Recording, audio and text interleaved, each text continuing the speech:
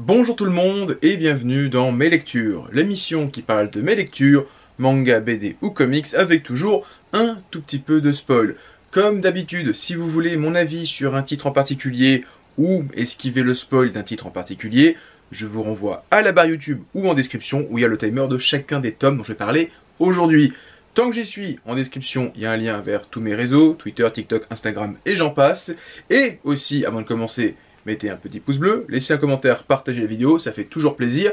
Et, dernière petite chose avant de réellement commencer, normalement, si je me suis pas foiré, en début de semaine, j'ai sorti une vidéo sur Gachakuta. Donc c'est la grosse sortie shonen de cette fin de moitié d'année, au mois de juin on va dire, voilà. Si vous voulez un petit peu mon avis sur ce titre qui mélange shonen et ordure, bah allez voir ma vidéo sur Gachakuta. On commence avec Baki the Grappler, tome 14. Donc on est toujours dans le méga tournoi de la mort qui tue qui va se terminer à la fin, qui va terminer plutôt à la fin de la série. Enfin, la première série Baki. Donc on a un enchaînement de combats qui n'ont aucun sens, mais c'est ça qui est génial.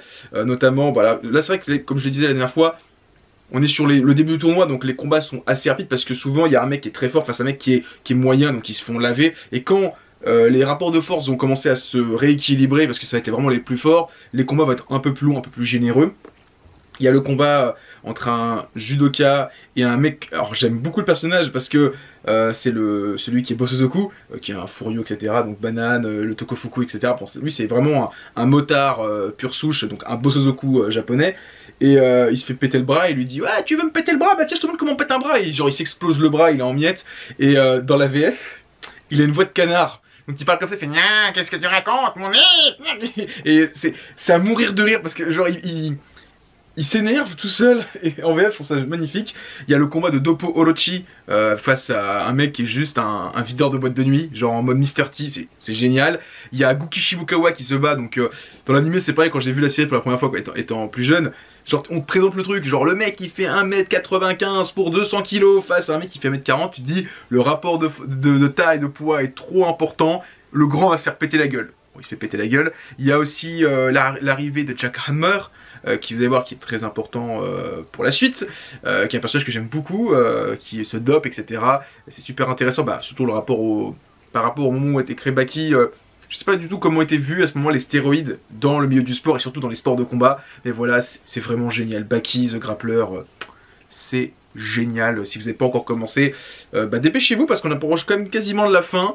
Est-ce qu'on va avoir la suite qui va être annoncée? De toute façon, on a Kengan Ashura Omega qui va arriver. J'espère qu'ils vont laisser quand même Kengan Ashura avancer, se terminer pour ensuite lancer la suite de Baki, parce que j'avoue que je pourrais pas non plus suivre 400 abonnements en même temps. Bon, Karakuri se termine, mais j'espère qu'ils vont pas faire trop d'abonnements en même temps parce que ça devient un peu compliqué à suivre en termes de lecture et en termes d'argent. Ensuite, on parle des Liens du sang, le 13e tome, alors avec une couverture toute bleue où on suit notre héros en mode dépressif. Vraiment là, tu vois le visage et en fait, donc là, on a beaucoup avancé dans le temps. Je pensais qu'on avancerait de quelques années, comme on avait eu pour les Fleurs du Mal, si je dis pas de bêtises. Je sais pas s'il y a une autre série où l'auteur avait fait une ellipse, j'ai un doute. Et donc les Fleurs du Mal, il était fin d'adolescence, début de l'âge adulte. Là, le héros a 36 ans. Donc il s'est passé facile 20 ans entre l'enfance, où il était quoi, collège-lycée, fin collège, début lycée, 20 ans plus tard, et donc on retrouve notre héros qui travaille à l'usine en fait, hein. Il fourre des brioches, il travaille dans une boulangerie, mais usine en mode, il met juste des petits pains dans des caisses, etc. Donc il a un boulot qui lui plaît pas, tu sens qu'il est vraiment il vit sa vie, mais c'est un fantôme. Il retrouve son père, bon, qui va décéder quelques chapitres plus tard, il lui laisse une lettre avec l'adresse de sa mère qui brûle. Est-ce que il va essayer de la retrouver? J'espère qu'au moins on la reverra, parce que bon, c'est quand même un peu tout le tournant de l'histoire. Et donc, son père lui va donner comme dernière mission, c'est enterre mes cendres dans la sépulture familiale. Donc il retourne dans son village natal, et il retombe sur sa copine d'enfance, qui a 2 enfants, enfin 2 filles. Et ça s'amène là-dessus. Et j'avoue que je sais pas où ça va aller. J'ai vivement le prochain tome, parce que c'est vraiment trop bien. J'ai vraiment envie de me relire l'intégrale de la série dans quelques temps, parce que vraiment, les Liens du sang, c'est tuerie. Vraiment, c'est une tuerie. On passe vite fait maintenant à Dandadan. Bon, j'ai pas grand chose à dire, c'est toujours aussi bien, c'est toujours aussi cool. J'avoue que je suis assez surpris du personnage qu'il a de celui-là, donc je sais plus comment il s'appelle, c'est Gigi. qui vers la fin du tome a l'air d'avoir un délire à la Ranma 1,5 où il va passer en mode gentil démon en mode eau chaude eau froide, c'est très très cool. Le combat final avec le serpent, etc. c'est vraiment cool, et surtout le fait que c'était un esprit protecteur, donc forcément le détruire ça fout le bordel avec le volcan, et le retour de l'alien qui doit boire du lait, voilà, c'est sympathique. Dandadan, c'est cool, je prends toujours un plaisir à le lire. On parle maintenant de Trillion Game tome 4, et alors, comme je disais dans le tome 3, j'en ai parlé en disant je trouvais que ça allait un petit peu vite sur le côté les héros font ça, et ils changent de limite de métier d'un chapitre à l'autre. On est un peu moins dans ce tome-là, on est vraiment posé, et il y a un peu une sorte de duel qui se crée, parce que d'un côté, t'as... alors j'ai plus son nom, c'est Haru, qui a racheté la God, donc la God... GOP, donc la God Production, donc société de production de stars, et à côté, bah, t'as Gaku qui veut continuer à faire le jeu vidéo, il veut pas juste dire on se sert du jeu vidéo pour faire autre chose, non, il veut vraiment faire un bon jeu vidéo, et donc là ils vont s'opposer un petit peu, même si bah, l'un aide l'autre manière détournée. J'aurais vraiment aimé voir la série évoluer en mode maintenant tu veux devenir milliardaire avec ton truc de production, moi je serai milliardaire avec mon jeu vidéo, et on va s'affronter par entreprise interposée. Ça aurait été vraiment cool. Bon, finalement ils vont céder, et après on verra comment ça va aller par la suite. Voilà, c'était sympathique, vraiment un bon petit tome. J'aime de plus en plus ce personnage-là, elle a vraiment des réactions vraiment adorables quand elle se rend compte que l'autre s'est dépensé 3 milliards pour acheter, ou je sais plus combien de millions, pour acheter la société de production. Elle est en mode, quoi, qu'est-ce qu'on va faire avec ça, maintenant on a plus de thunes. J'ai vraiment beaucoup aimé ce personnage-là. J'aime beaucoup comment, bah, c'est Gaku qui lui s'oppose un peu parce que bah il a pas non plus envie d'être juste une boîte qui va arracher des trucs et qui va juste passer d'un projet à l'autre. Il avait vraiment confiance et a envie d'aller au bout avec le projet du jeu vidéo. Donc vraiment très très cool. Trillion Game, j'aime bien. Alors j'ai pas non plus envie que la série dure très très longtemps. J'espère qu'elle va bientôt se terminer parce que je crois que je l'avais déjà dit plus d'une fois, et Manga Badass en avait parlé dans une vidéo.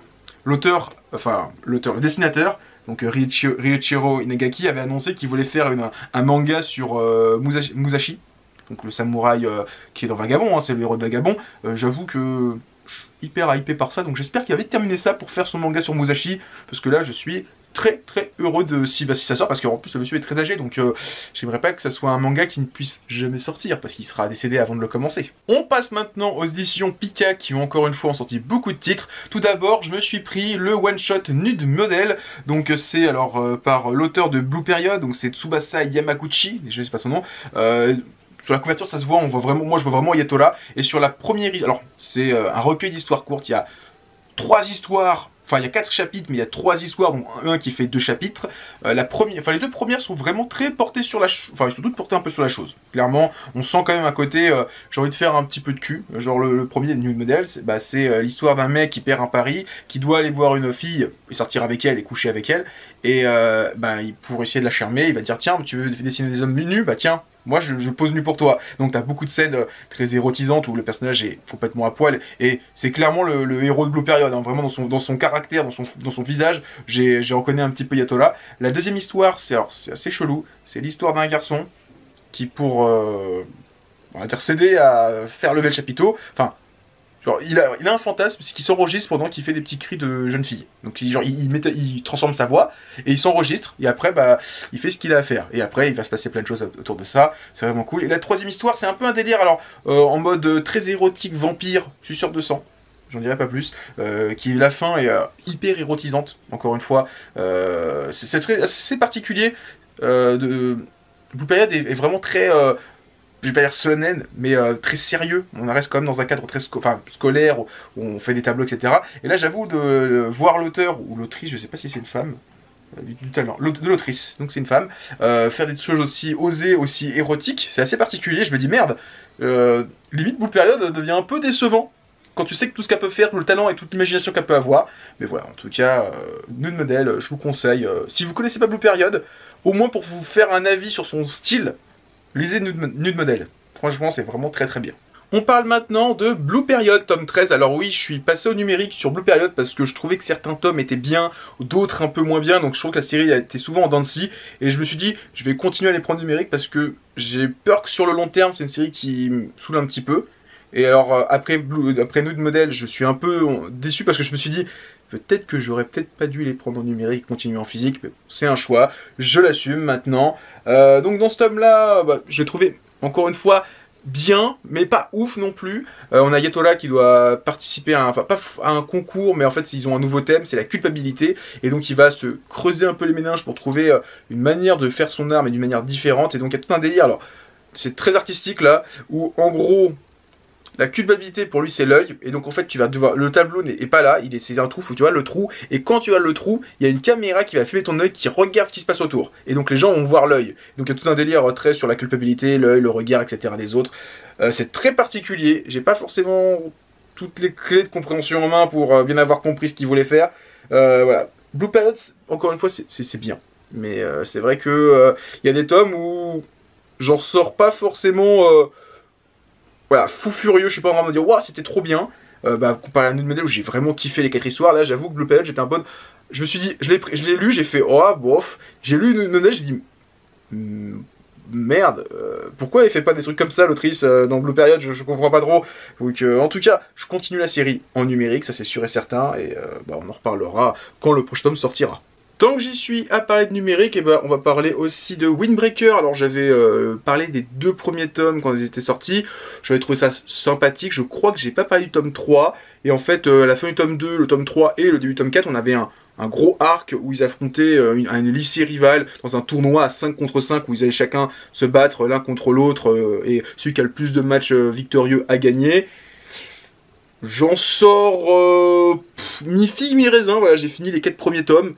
J'avoue qu'après ce premier arc baston, avec genre t'es pas assez ami avec tes potes, la famille, tout ça, genre Vin Diesel,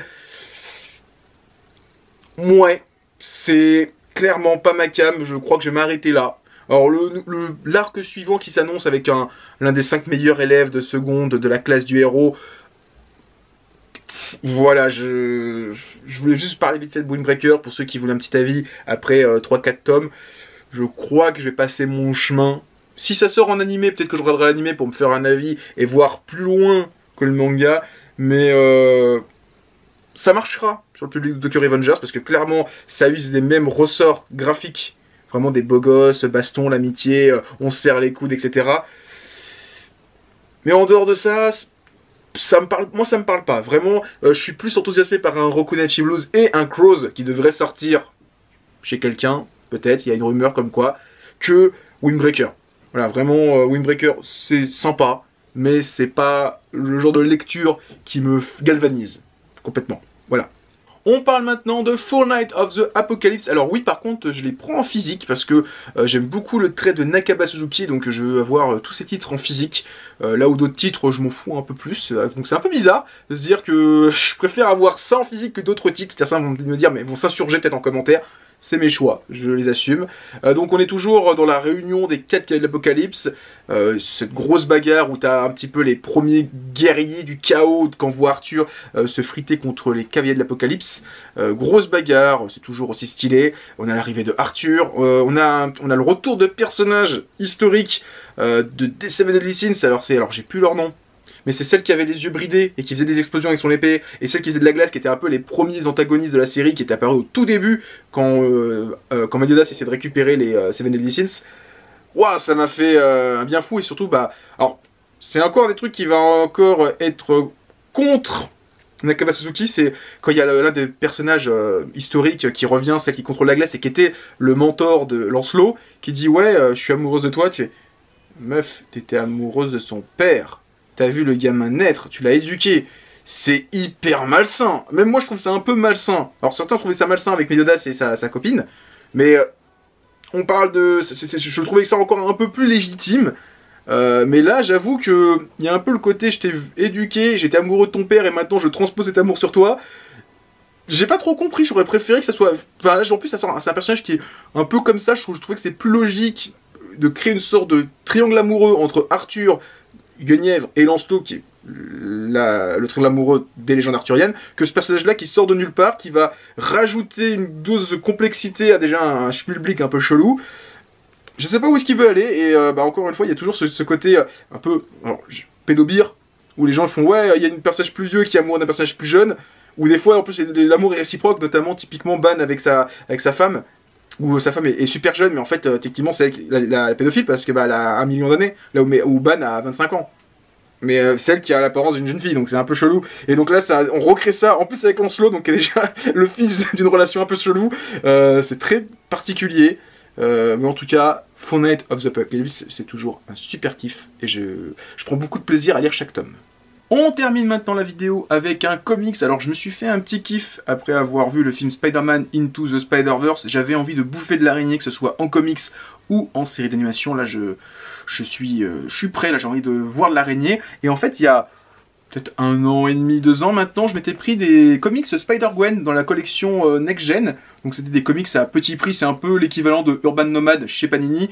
Je crois qu'ils sont à 14 ou 15 euros, donc c'est des bouquins qui font un peu moins de 200 pages. Là, il y a moins de 10 numéros, et donc c'est l'édition format souple, petit format du comics Spider-Gwen, le run qui était en 7 numéros, mais en format cartonné, donc ils sont un peu moins chers, et il y a un peu plus de numéros, je crois, en plus dans ceux-là.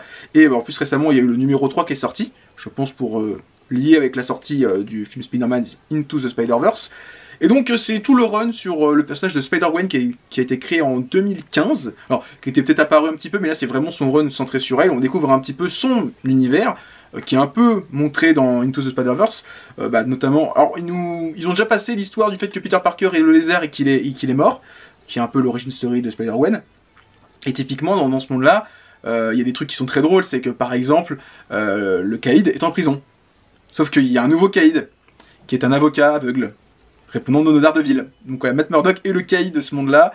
Le Punisher n'a pas perdu sa famille, il a divorcé, et donc c'est un commissaire de police, qui est un peu vénère. Le Bouffon Vert est un agent du Shield. C'est génial, enfin il y a des petites idées, alors complètement what the fuck, hein, mais c'est un univers différent, on fait ce qu'on veut, on joue avec les personnages de l'univers de Spider-Man. Je trouve ça vraiment cool. J'ai lu 2 numéros sur les 3, il y a Kraven qui apparaît dans le numéro 2, qui est un pote du Punisher. C'est vraiment cool, et j'ai hâte de lire le 3e numéro, parce qu'en plus il y a Miles Morales dessus, donc j'ai hâte de voir ce que ça va raconter. Voilà, c'était ma vidéo, mes lectures, j'espère que vous l'avez apprécié. Si c'est le cas, pensez à mettre un pouce bleu, à laisser un commentaire, à partager la vidéo, ça fait toujours plaisir. En description, il y a un lien vers tous mes réseaux. Et maintenant, je vous dis à plus et continuez à lire des mangas. Allez, ciao tout le monde!